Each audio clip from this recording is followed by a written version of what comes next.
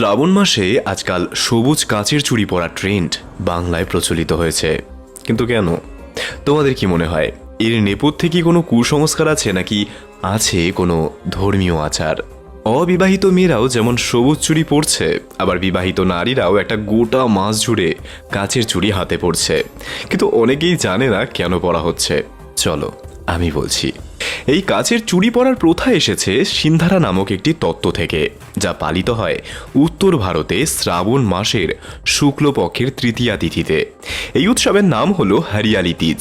অনেকেই শুনেছ, অনেকেই জানো না।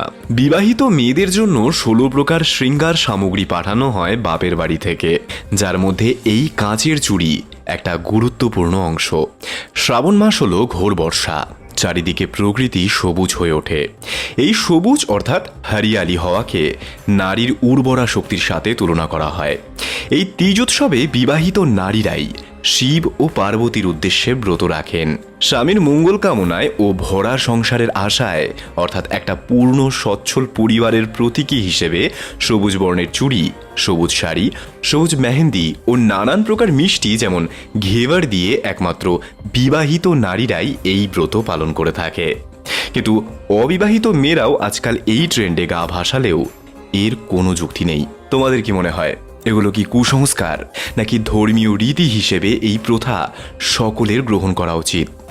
এইরকম আরও ভিডিও পেতে আমাকে ফলো করতে পারো।